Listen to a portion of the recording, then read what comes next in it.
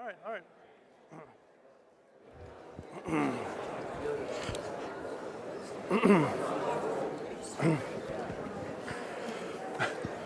Good afternoon and welcome back.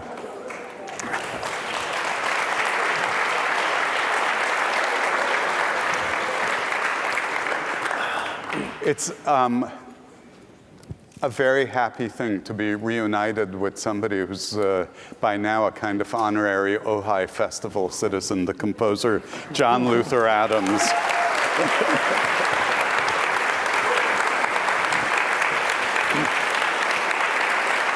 Thank you. In talking with Steve Schick earlier this morning, we touched on his wonderful relationship and history with you and your music, and this performance of Inuk Suite that he was involved with in the Alaskan tundra. That's also the basis of a really beautiful documentary. After how many years in Alaska? Almost 40, 39 years. 39 years in Alaska. You've in recent years moved to New York City, which is primarily home. And I've been waiting for this moment to say, what the hell were you thinking? Well, from one wilderness to another. Good answer. No, I went to Alaska in 1975, age of 21, changed my life. I can't imagine where I would be without Alaska. I found my soulmate, I found my life's work, I found my spiritual home. Alaska is home, it always will be. But after almost 40 years up there, it felt as though it was time for a grand new adventure. Before it got too late for a big change. And my wife, Cynthia, is fearless. And she said, okay, let's do this. So we sold our house. We kept my studio and 5 acres, which is still the navel of the universe for me. We'll be back up there this summer. But we moved to the wilds of Manhattan. And we're splitting our time between Soha, which they now call the southwest corner of Harlem, and it's true, and in the desert outback of the Baja. Mm-hmm. So I've always been drawn to extremes, right? I'm not much on middles. And the sound world that surrounded you in Alaska has been a really profound part of your deep identity as a composer. It is living in Soho, in New York City, obviously has a very different sound world, and it maybe, has it been 2 years, 3 years? We're never there, but right. Yeah, it's been 2 years, I guess. How do you begin to filter that sound world, and how does it factor in? I don't know yet, Ara. It's still so new, and as I say, we're coming and going so much, and our lives are still kind of in transition. You don't make a change after 40 years. It doesn't happen overnight. But I am later this summer going to be working on a new piece for the Met, not the Met Opera, but the Metropolitan Museum of Art, which it will be a sound piece for the walk between the big Met and the new satellite Met, which is the old Whitney building, the Breuer building. And so they've asked me to create a piece that somehow explores and celebrates the soundscapes of those streets.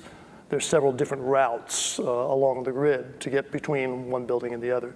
So that will be my first attempt to actually come to terms with the actual sounds of New York in a work.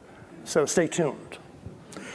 Steve very touchingly talked about this morning about a kind of early formative musical sound in his ear, growing up as a farm boy in Ohio, hearing in the evening, Iowa, Yeah. sorry.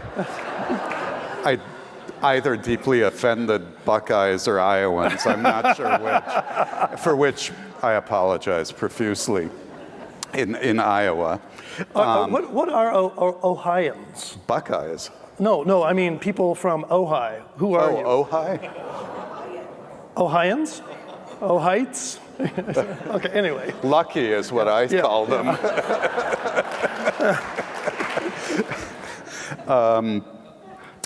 Growing up on a farm in Iowa, in the evenings hearing his mother practice the piano, and almost equally important hearing in the winter the cold wind blowing hard from Hudson Bay, and how much the wind was part of the soundscape, and somehow growing up with the two. And we started to talk about where music either stops or continues, and the sounds of the world. Yes. And that for you is gloriously permeable. That's where I'm working in recent years. And was that a product of setting? Or just listening carefully? I think yes and no. It's probably impossible for me to parse an answer to that question, because it's by now this is my life, and it's in my life, my work, my home, my relationship with the larger world. It's all kind of a whole that I can't really analyze. But I think I've gone back in recent years, and everyone hears my music and they hear Alaska, and so do I. But I hope there's enough room in it. I hope it's a big enough Alaska that you can hear other things, that it's not just a travel log. I've gone back in recent years and picked up pieces that I began actually here in California from my student days at Cal Arts a long time ago, several years before I first went to Alaska, and I finished those pieces. And as I went back to those and tried to get inside the mind of the 19-year-old JLA and figure out what he thought he was doing, I was struck by how much it sounded like Alaska already. So does Alaska create the music, or does the music create Alaska? Of course, both. And for a split second this morning, we referred to Appalachian Spring, which is being performed in concert on Saturday night with Your Become River. And what a great program. Yeah. I can't wait for that concert. 10:30. Yeah. Nap in the afternoon. Drink an afternoon espresso. Yeah, or an afternoon espresso. But Appalachian Spring was very late as a name for Copland's score. It was after the fact. It was just Ballet for Martha. And and I don't think it was the original scenario. I think there was an original scenario for the ballet that was thrown out in the Appalachian Spring. The story that's now the narrative of the Graham Ballet evolved, but I think after the music was largely written. And of course now with the title Appalachian Spring, we hear morning in America and birds glistening and new life, or whatever imagery. So there is something powerful and occasionally mysteriously misleading about titles. Yeah, and I have prided myself on a certain poetic quality to my titles, but it's come back to haunt me in a way. And as I get older, I'm less and less interested in telling a story, or painting a landscape, or really doing anything other than discovering a new place in music, a new sound, someplace I've never been before, something I haven't heard or experienced before. And I still hang poetic titles and program notes on pieces as a sort of courtesy, and a bad habit too, but a courtesy to the listener, who may appreciate some sort of invitation into the milieu from which the music was born.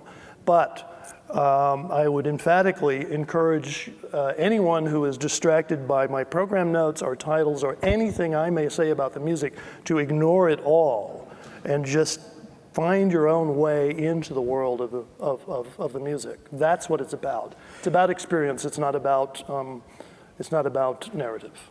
Well, and I would add now, as a very happy listener to John's music, I think it's also about sharpened and acute listening awareness. And I think if you apply that, maybe the rewards are greater. Yes, you know, I saw there was a title hung on our talk, and I took it seriously, and I thought, oh no, I'm going to have to talk about theater. And I've worked in theater, but I don't really much care for theater, and I don't go to the movies. And as I keep saying, I'm not interested in storytelling. It's not what I do. I mean, a great story is a miraculous thing, and it's part of the essential fabric of human experience and culture, but it's not what I do. And I think what I'm involved with, especially in these recent outdoor pieces, is I hope a kind of a more direct, unmediated experience for the listener, in which you are no longer the audience listening to the musicians, the actors, you know, telling you something, but you are responsible for your own embeddedness in the world of the music, your own experience. You are the protagonist. And not in any symbolic, heroic way, but in a very direct way. You are responsible for completing the music, and your experience of the music is different from anyone else's. Because, for one thing, there's no best seat in the house. There's no way to be in the catbird seat and hear an idealized version of Inuksawit or Sila. It's up to you to find your own mix of the music. Well, and Sila, which will be performed this afternoon in Libby Park, I highly commend to you, is John's most recent large-scale outdoor work. And I just want to reiterate, there is no best seat in it because it happens over a fairly good-sized terrain. And it's inclusive of what else is going on in that terrain, too. There isn't some pristine, hermetically sealed concert hall environment. So no, it's all about, as you said, that the edges are permeable. They're purposely vague. The piece comes out of the music of the place and recedes back into the larger breadth of the world. Was it 3 years ago that Inuksawit was performed here? And I suspect there were a number of people present who were there. Yeah, thank you. Thank you. I wasn't fishing, but I appreciate it. I was not here, but I've been at a number of performances of Inuksawit. And what would I say about how this is different or related? Obviously, these are sister pieces. They're very much related, and they're probably part of a continuing series that I don't yet realize I'm composing. But Inuksawit is earth, and clearly Sila is air. And Inuksawit is all percussion, although it's extremely varied percussion. It's all percussion instruments, and Sila actually is 5 different pieces for 5 different. There are 5 different scores for 5 different ensembles: strings, brass, woodwinds, voices, and percussion, each of which has 16 parts. As with Inuksawit, there is no concerted playing. Every musician is a soloist. There is no conductor. Steve is really busy with this piece, but not waving his arms. And it is off the grid in pitch, and it's off the grid in time. Well, it's off the musical grid in time. It deals in real time. It deals in non-tempered tunings related to the harmonic series. And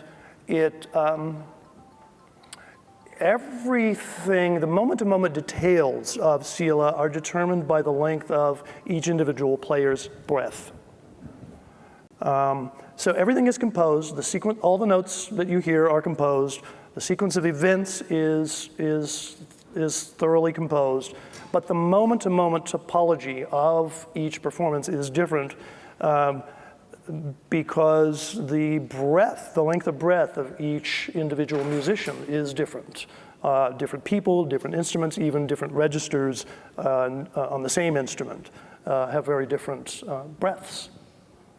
And is there a kind of origin myth or source? What does Sila come from? Sila means more or less literally, it's an Inuktitut word that means more or less literally the breath of the world.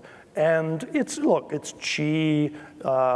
In China, in the Southwest, for the Navajo people, it's Nilchi, the holy wind. This is all over the world with all the peoples of the world in one form or another. Yes, it's the wind. Yes, it's the weather. But Sila is also it's our awareness of the world, our intelligence in the world, and the world's awareness of us, and the relationship, the in and out breath, the relationship between human presence and the larger intelligence of the world. In pieces like Inuksweet and Sila, how much does the interaction in each performance with the setting change?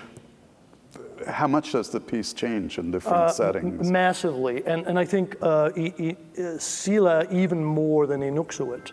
Inuksuit is quite different from site to site. It's all about, both of these pieces are all about finding the music of the piece within the music of the place. So they're very much site determined. But Sila even more so because Inuksuit is pretty much Inuksuit in different places. But Sila is modular. So we could have a performance of Sila in an intimate space with strings alone. Or we could have, as we're going to have out in Libby Park today, the full symphonic complement.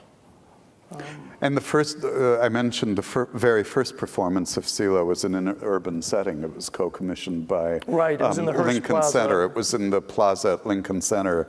And sadly, I was away, so I didn't hear that performance, but I assume you were there for that. Yeah, we did it twice there. It must be, and there's a actually quite beautiful fountain in that plaza, reflecting pool actually, with a Henry Moore sculpture emerging wonderfully from it. And memorably, some of the musicians were standing. It's a very shallow reflecting pool, playing standing in the fountain. But obviously playing in the middle of New York City is wildly different than Libby Park and Ojai, and I suspect that's already taken place in even more remote settings. It hasn't yet. This is the West Coast premiere. And it's only been done so far in New York and in Washington, D.C. A couple of weeks ago, I heard 3 performances with the United States Air Force Band. Do tell. And if you told the 21-year-old John Luther Adams that his music would be performed by the U.S. Air Force Band, he would have, well, Lord knows what he would have said. So did they enter willingly and readily into the world of the piece? They were all over it. How wonderful. I can tell you all sorts of Air Force Band stories, but off the record. We've got time. It was a memorable experience. But they embraced it. They totally embraced it. And what was the setting? We did 3 performances. One, I'm not intimately familiar with DC, but there's this beautiful city park called Meridian Hill Park. It's north of DuPont Circle, and it sort of slopes up the hillside. It's very elegantly, formally landscaped, and down the middle comes this series of terraced cascades. And we did it with brass and percussion there, so the brass players were deployed up the hillside and the percussion up around the top. And the wind was blowing. It was a late afternoon performance. The flowers were blooming everywhere. It was just absolutely gorgeous. And what was interesting was that whereas Lincoln Center had been grand, this was soft. Even though it was brass and percussion, it was soft and intimate, and it felt like the day. It was a lovely experience, and the brass were so sensitive. The trumpets were. I almost had to ask the first trumpet to play up, which is, Bill Kraft will tell you that's unprecedented. And Then a couple of days later, we did it in a park that no one seems to know, but it's quite large. It's called Constitution Gardens. And it's just off the mall between, what is that, Lincoln and Washington, right?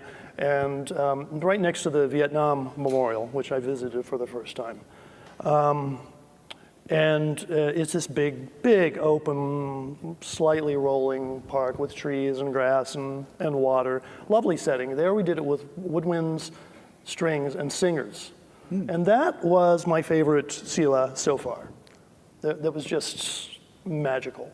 But the birds got involved, as they are wont to do, and it was just very special. And then we were to have a grand finale on the steps of the Jefferson Memorial, which probably would have been like Lincoln Center, monumental.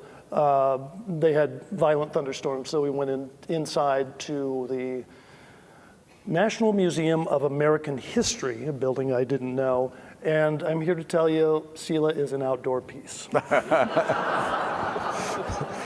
Well, I think the elements and Ojai are in a very cooperative frame of mind, so I don't think we have to worry about it being anything other than an outdoor piece. Bring your broad brim hats, though. Along with these very large-scale, beautiful outdoor pieces, you've been composing a succession of very beautiful indoor pieces for various orchestral forces, of which most memorably large scale. And it's one of the more thrilling, overwhelming experiences I've had both in the flesh, hearing the Seattle Symphony play it at Carnegie Hall, but also just listening to the recording that resulted from those performances. A piece called Become Ocean. I'm glad you like the recording. It's a very different experience. It's a very different experience. In some ways, I like the recording more. Well, the recording, especially if either, if you listen in some kind of idealized sound or room or on very good headphones, becomes a much more internal and personal experience where you can hear all the foam on the waves in a recording, which sometimes gets lost in the detail. It gets lost in a big hall. But without completely embarrassing John, I would say it's one of those pieces where the possibilities of music changed, like other pieces we've talked about in the last few days. If you don't know it, I can't commend it to you highly enough. And I suspect the recording is available in the stalls outside the festival. But it's ocean, it's big, it's an epic experience for a good-sized symphony orchestra. Naturally, rivers lead to oceans, and in scale they're smaller.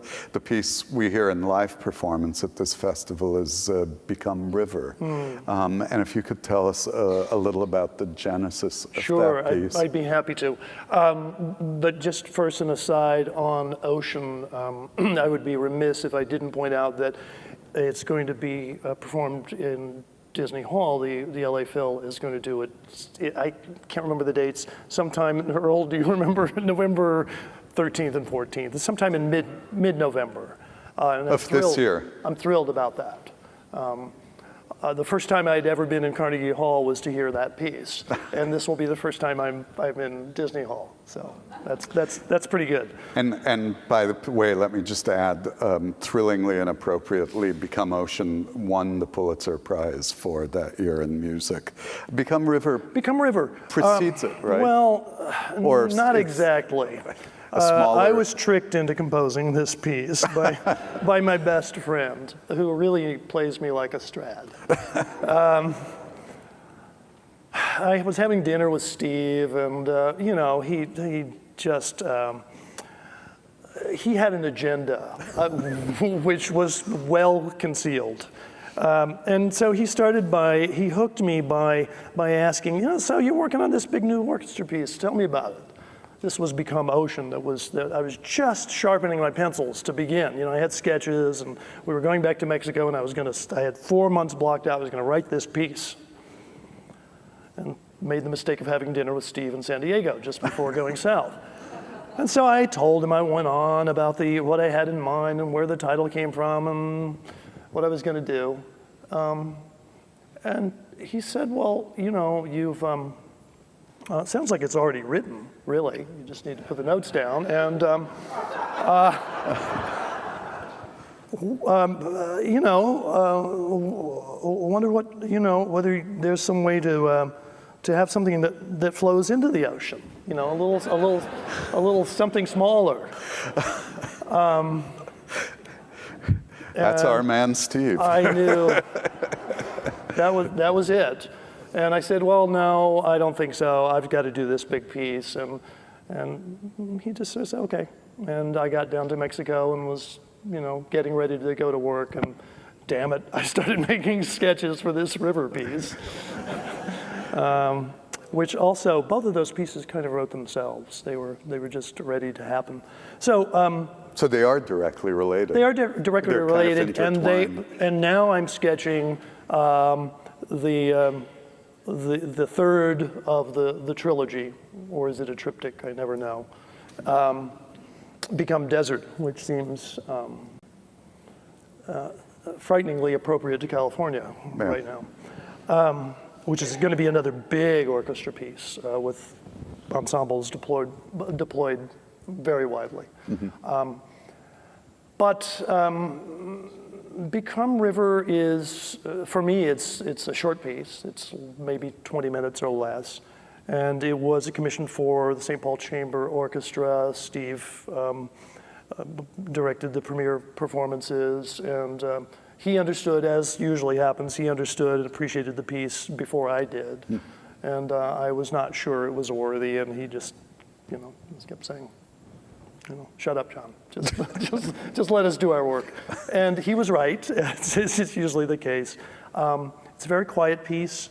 It's a very slow piece, and the orchestra is turned, I guess it's inside out. So we have the violins at the back and the double basses at the front, and everything begins way up high in the mountains, and the musicians are deployed in not in choirs, but in channels, in braids. I had in mind the braided rivers of my home, Alaska. And gradually, over the course of 20 minutes, the music just flows in these long lines, flows downhill from high to low and out to the edge of the stage with the lowest sounds, and I guess that makes you the ocean. When I mentioned that it was paired with Appalachian Spring, you seemed to take pleasure in that. And of course, the danger of writing concert pieces, first as you let them out to the world and to interpreters and performers, which is both thrilling and frightening.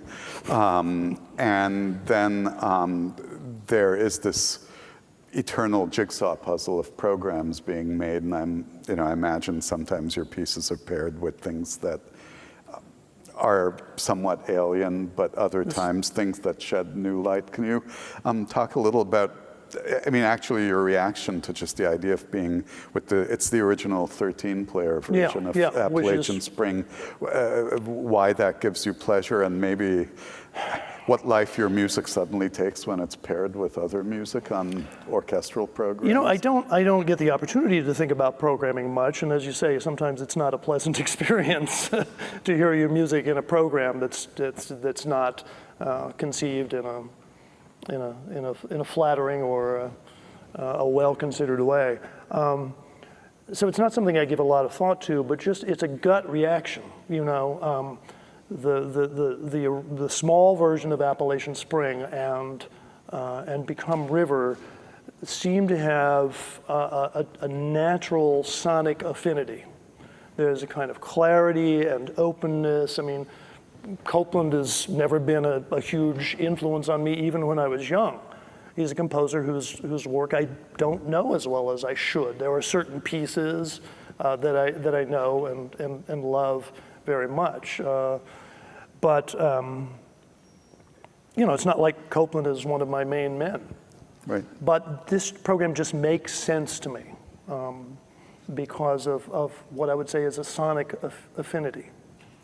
Well, I think we're safe in this festival with your music in large degree being in the hands of your very good and persuasive friend Steve Schick of optimum realization and optimum circumstances. Oh, the for your work. musicians for both these performances, it's stunning. This is definitely the ensemble that we've brought together for Sila we've had great ensembles. I mean, the United States Air Force Band, they're no slackers. They're really great musicians, and we had an all-star cast in New York. But I think this is, right down to the individual players, there's not a weak link in this ensemble. This is going to be the best performance so far. Sila is this afternoon in Libby Park, and Become River, I think if I'm remembering right, is on Saturday night in the 10:30 performance. John, welcome back to Ojai. Thank you. Great to be with you. It's a joy to be here. Thank you. Thank you so much.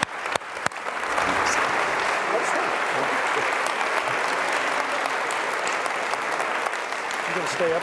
Yep.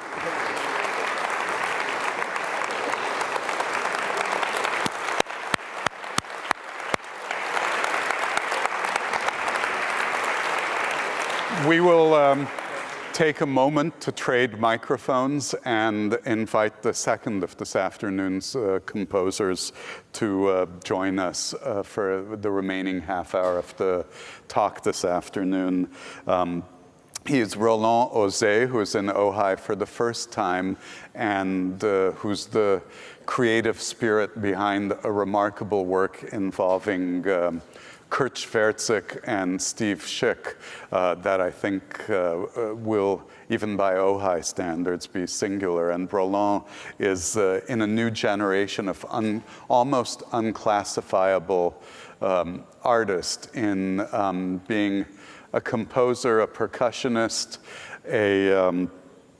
a kind of theatrical magician and inventor of musical theatrical experiences. And it's a very great pleasure to welcome Roland Auzet.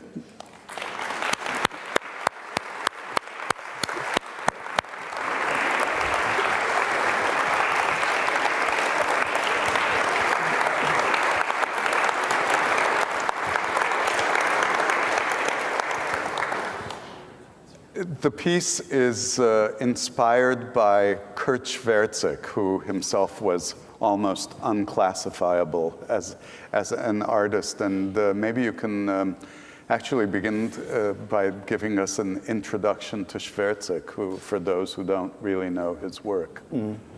So Kurt Schwertzik is a Dadaist poet. And when Steve came to me and asked me to put on stage the words and the body inside the phoneme, that's the Dadaist poem is like a construction, and you have to build the way to build the relation with the music and the words and the body to become something with the sense.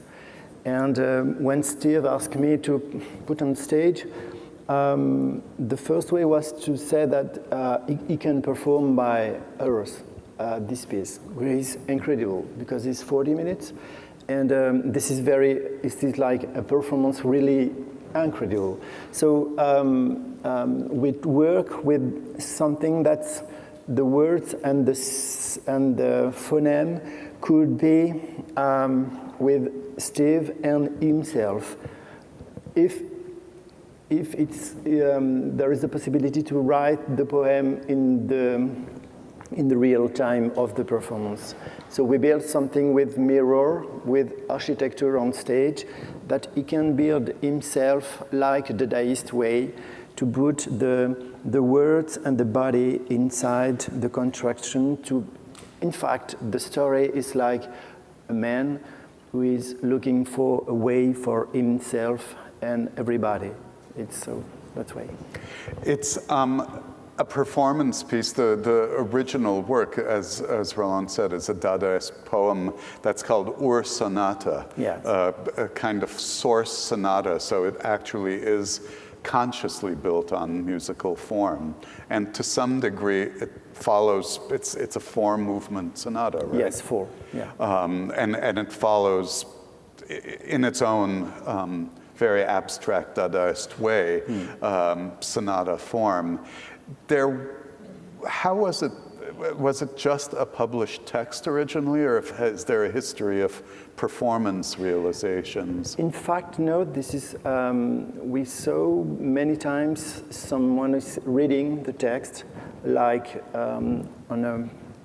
like that, but there is no many performance on stage. The first reason it's really difficult to have by memory. But Steve did it, so it's incredible. And that's opened a new way of this piece. That's opened, of course, the abstract way, but also a sort of theater way. But it's not theater. It's something like abstract theater. But I'd like to go in the organic way, to try the way of something premier, first, of this body into this word and into this construction with the stage.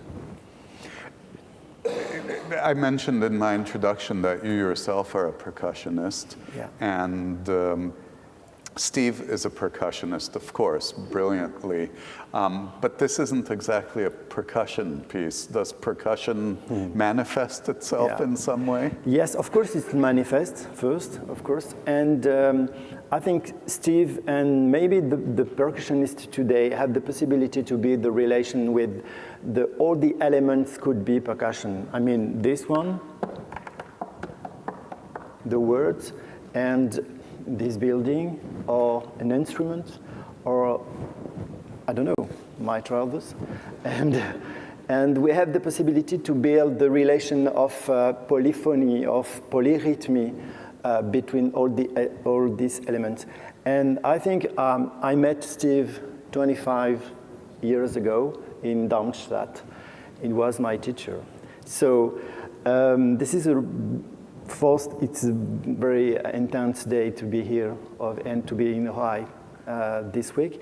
But I had to say that he was the first artist I saw in my life who I said, okay, he have the way to the percussion today. Yeah. Let's take, before we return to the work and you have some video clips to introduce to us, I want to take a little detour because the other presence, of course, in this year's festival, absent but very much present, is Pierre Boulez.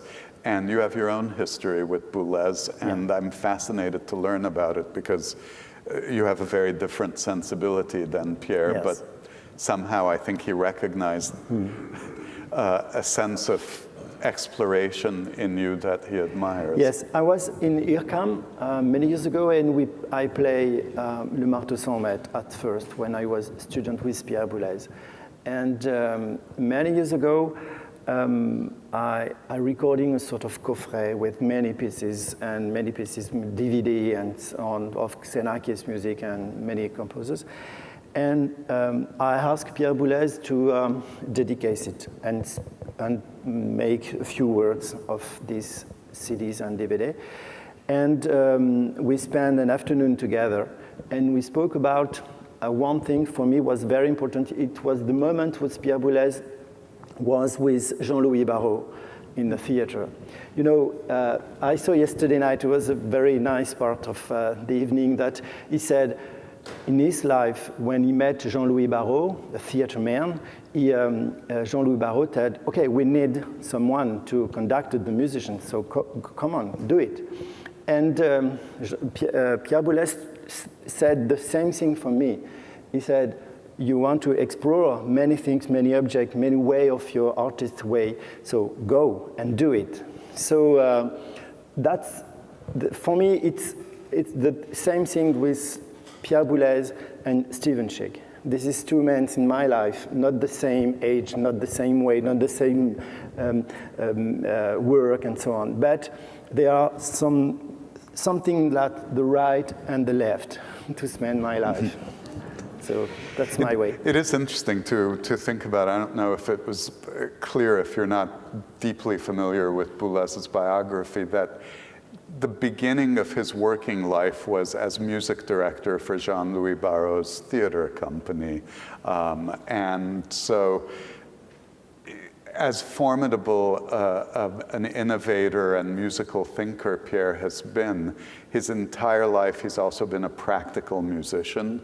And at the age of 20, conducting music for theatrical performance, I think actually has constantly been a part of his underlying sensibility, don't you think?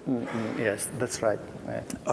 And also, as one other thing I meant to mention in our conversations yesterday, because of that, Pierre has always been tied to performance. He's as a conductor too, he's never far removed from the actual reality of performance, and which explains both his ties and understanding of the musicians he works with, but also that the production of these pieces isn't an abstraction for him. He immediately leads to the realization. Speaking of realization, this work, which is a kind of collaboration between you and Steve Schick, tell us a little about the history. Has it been done previously? And in a similar version, what's the evolution? The work that we see this week of the Schwerze. There is many versions. Because at the first time, Steve worked in San Diego, I think, a sort of electronic version in this way. So we decided to put in the second time a scenic version, not to be theater, as I said, but to organize something where the way with the stage, he can find the relation between the words and his body. And we did one version, the first version in France in a tour, and many times. And we decided for Friday to build the scenography, not to bring from France because it's too expensive. So we build here. And we decided to work a sort of US version. It's the second time in the stage work. And maybe with that, we should take a look at some of the video that you want. Of this piece? Yes. No. This is something else. Yes. Steve asked me not to show, but you have to come on Friday. Maintaining the sense of adventure. I can sell the ticket if you want.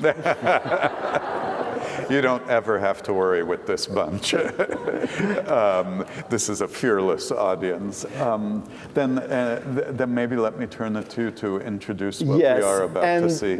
And when we decided with Steve to show 4 very short videos of the works, we can have a look on. The first is, like Steve did before, I worked with my company to build some instruments, percussion instrument with orchestra or with circus artists or theater and so on. So we can have a look on the first piece is a sort of solo of part with the jangling artist circus, and it's called 2 Men Jangling in Their Heads. So we can have a look on the first time.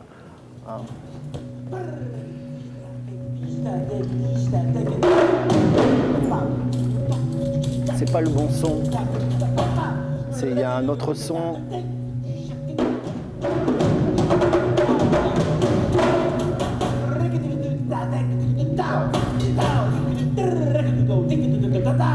Ouais, c'est ça, ouais, c'est ça.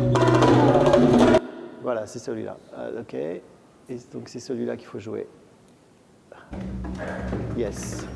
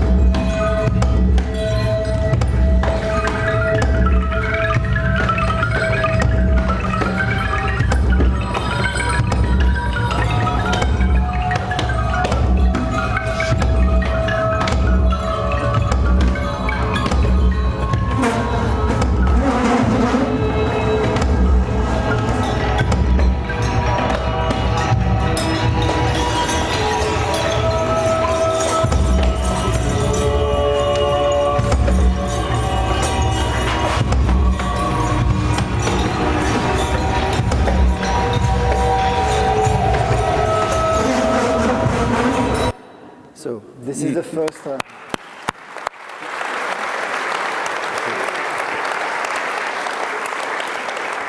Are those, are the instruments all of your invention? Yes. Oh, I want them. There is something in talking with Stephen now with you and seeing this absolutely wonderful video that, and I mean this in the best sense, there is something about percussion that returns you to an absolute childlike glee of exploration and the kind of fundamental instinct, which sometimes highly structured instrumental playing loses. But my first, I just smiled ear to ear watching this, saying, I want that experience of rolling this thing and making. Do you think that's fair, or is that putting too much on it? Of course, to playing percussion is you have to feel a very serious child. That's a good definition. That's our second banner phrase for the day. Percussionist as very serious child. Yeah. And this is the way we mixed with Steve. That's when we speak together about percussion, we have. I think it's important to have the light in the eyes, to be free with the imaginary and the sound and the music and the space and the rhythm. Of course, the rhythm, it's not like that. Rhythm, it's like that. And so we have to feel the just relation between the body and the space. I think the percussion player is someone who first have the right way between his body and the space. The instrument is not really a question. It's the question after. So that's the reason of maybe is a little special about especially work about instrument, about music in general, of course. So what's the next? The next is very short. Let it play slightly longer. It's too good. The next one is a piece with the same organization, but with an Indian dancer called Arushi Mugdal, who is Odyssey dancers. And we build many instruments, like you can see, but it's a one performance of 1 hour, so we just have a look a short time. But this is the same way, just to build the relation with someone is a dancer with the feet, and me, I am a player with the hands. So.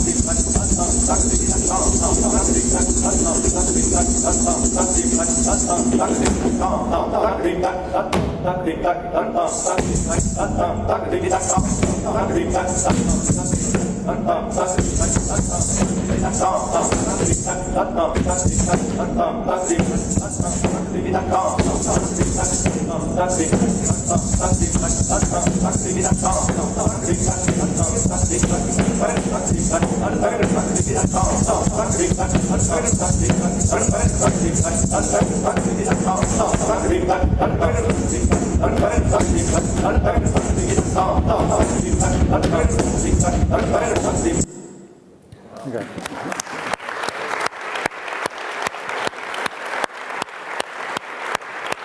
Fantastic.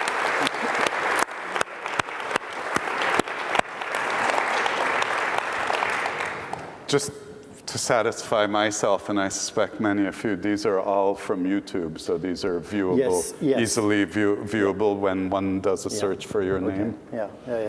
I know how I'll spend the little time the festival allows me between concerts watching these. One lovely connection that's worth talking about, if I'm correct, the tradition here is very much the tabla tradition, which is literally a talking drum. Because tabla players learn by syllables, and this very elaborate language of syllables, which are then duplicated in with the hands on the drums, right? It's a very special thing. And later in the festival, in some of the pieces, I think largely on Sunday, you'll hear Sandeep Das, who's a real tabla master. And just for a second, allow yourself to think of the connections between what he's doing and this kind of a new generation and the new imagination of tabla. What a bewitching piece. So what else do you have? To finish, I have, if it's work, peut-être le dernier, Wilfried? Yes, this one. This is un cadeau, a gift. This is a gift. Yeah.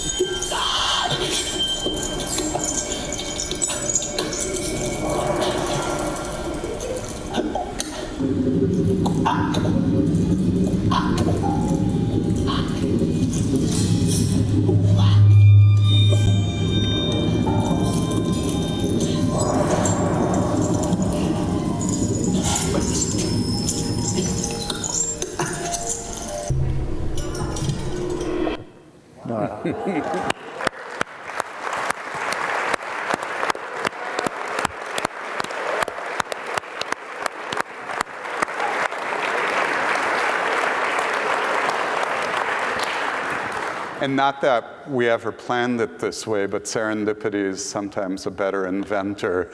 The connection to what we saw Steve do earlier today is just one of those nice bonds that seem to exist in the air.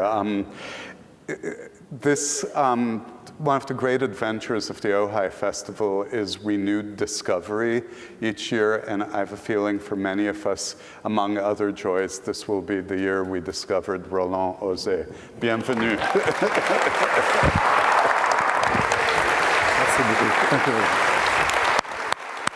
Thank you, and see you tomorrow.